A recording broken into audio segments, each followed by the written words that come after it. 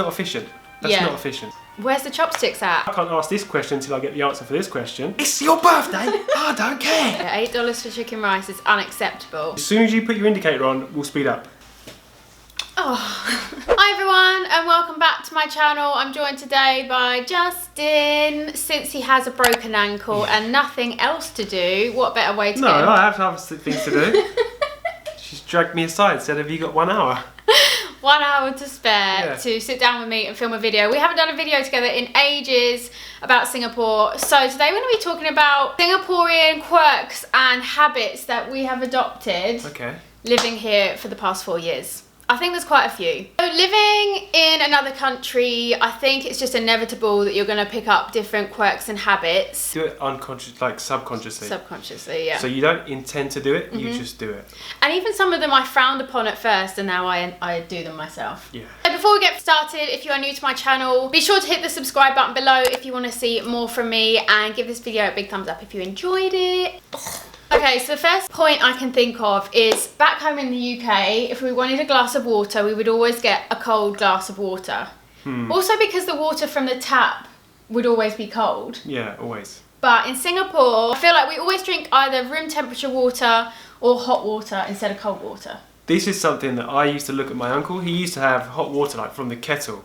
So if he like boiling water. Boiling water. And I used to look at him quite strange, but now I do it. Yeah. Hot water is always offered in Singapore. Yeah, always. Always. Also, I think it's just meant to be better for your health. I'm not really sure. In China, how. I struggled to get cold water. Yeah, in China. They gave you hot water. Yeah. You didn't get cold water. No. So now, because the water from our tap is always warm, like you can never get cold water from the tap, I prefer to drink either warm or boiling temperature water. I put a bit of boiling, bit of warm, so it's like... Oh, really? Yeah. It just feels nicer.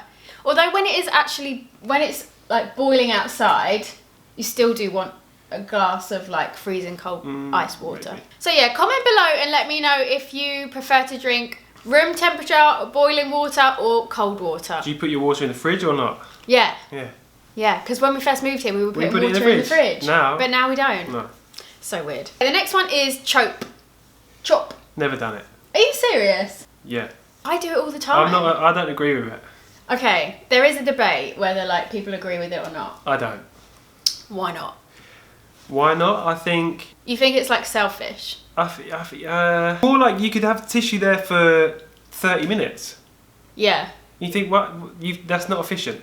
That's not efficient. Because when we went to IKEA that time, we'd gone up, got our food, had the food on our tray, literally walking around the whole like IKEA dining area, trying to get a seat, and there was more tables with tissues on than anyone actually sitting there, which was really frustrating because we had our food ready to go like before they did. So really we should have been able to sit down first, but because they choked it, we couldn't. Yeah. But I've heard that choping is more for people like business people at lunchtime at the hawker centre, because they say that it's more efficient, so they quickly chope, they eat their lunch in like 20 minutes and then they're done. Maybe. But I have done it a few times with my umbrella and things like that, just because... I've just seen everywhere I go, there's, as you say, there's more tables that have been choked than people actually sitting and using the tables. Yeah. So it's not efficient. Let me know in the comments, are you for or against choping? Would love to hear your thoughts. Chopsticks. Yep. Absolute chopstick converts. Love it. I would prefer to use a chopstick. No, I'm the same now. And it took a while to get used to using them. I was rubbish. I was useless. Yeah. But now it's just, where's the chopsticks at? It's just become part of our life. So if you used to give me a fork and a spoon with my noodles, I'd be like, what? Where's the chopsticks? Why? Yeah. Where's the chopsticks? Where are the chopsticks there? Yeah. Okay, this one's more for you, but I wanted to talk about driving in Singapore. Deep breaths now. Driving in Singapore is more like you don't give anyone an ounce of room. You don't give them a millimetre, because you're not going to get a millimetre. So no one's going to let you in, so you're not going to let anyone else in. Because you said that your driving habits have changed. Definitely changed. If I drive like I drive in Singapore in the UK, I'd have people getting out of their car shouting at me. So explain why. Because it's all about manners. Yeah, so there's no, like, I feel like Singaporean drivers are very kiasu in the way that like they want to be there first. They don't want to let anyone in ever. Like in the UK, so for example, you'd have to let people in. You're driving in 2 lanes, you're ahead, and you put your indicators on to go into the next lane. Yeah. This person, as soon as you put your indicator on, will speed up to prevent you from getting in. So you can't put the indicator on until you started moving. Yeah. Otherwise, they will speed up. Yeah. Even if they want to go into that lane anyway. I know. To be honest, I've seen Justin have more road rage in Singapore than in the UK ever. So now, I don't give anyone a millimeter. Yeah, so you've literally, if you can't beat them, join them. Yeah. He does exactly the same thing now. So, yeah, if you drive in Singapore, what do you think of drivers here? I think it's very hard to say unless you can compare it to another country. Yeah. But Justin definitely does get a little bit more frustrated. It's stressy.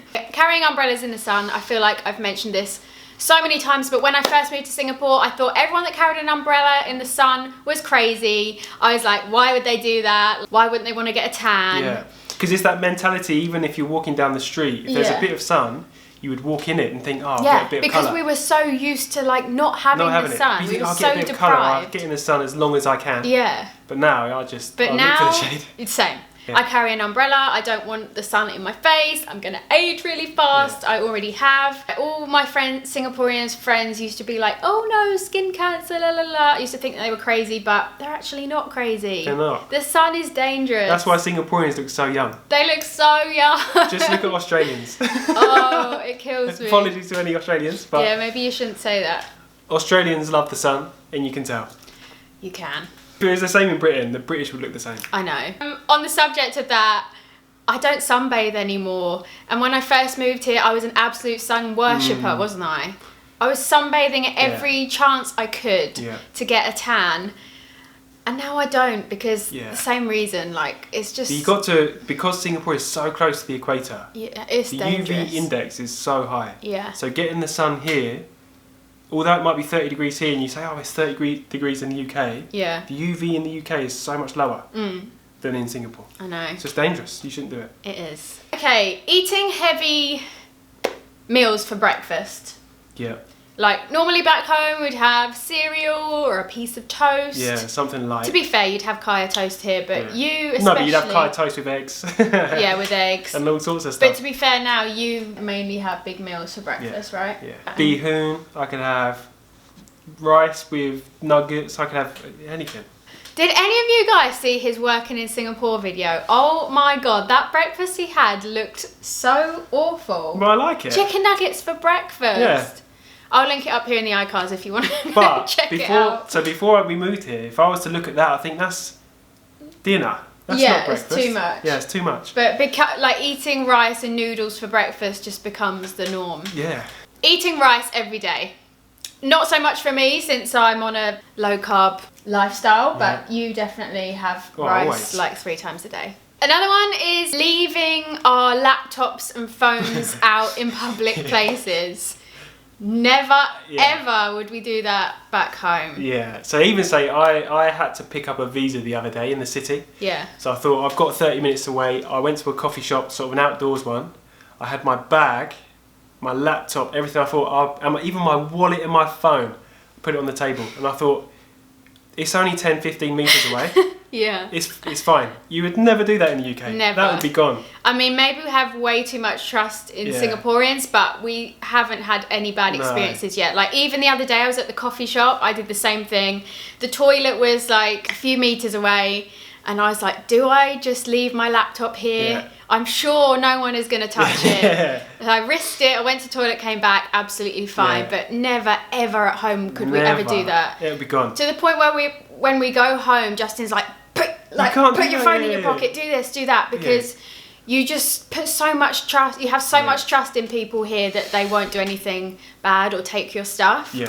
I don't know if it's a good thing or a bad thing. It's an amazing thing. It's an amazing thing. The security and the safety of Singapore is just you can't compare it to anywhere else. No, that's the thing. When you go to home, Malaysia, you go to Indonesia, you go to anywhere in the neighbouring countries. Yeah. It's like the UK. You can't put anything down for 10 seconds. Yeah. And turn your eyes because it would go. Definitely. Anything of value. And on so many occasions, Justin especially leaves his passport in the taxis. I think 2 or 3 times. Laptop, passport. And it's always been returned to him. Yeah.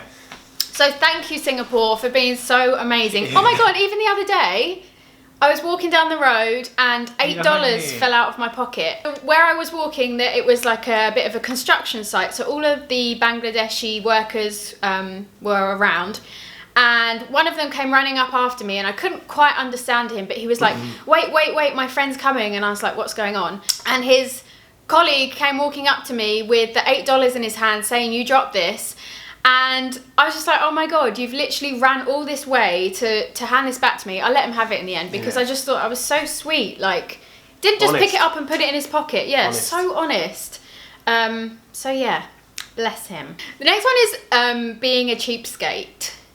Now, I thought this especially when the hawker centre down the road, Justin has become such a snob about it. No, so there's, if you go to Newton Food Centre, yeah, chicken rice could cost you $8. Justin was like, absolutely not. Absolutely not. That is way too much money. I'll go down there. £4 is way too much money. $2 less. $8 for chicken rice. Yeah, $8 for chicken rice is unacceptable. Because the time we went there as well, it wasn't anything to write home about, was it?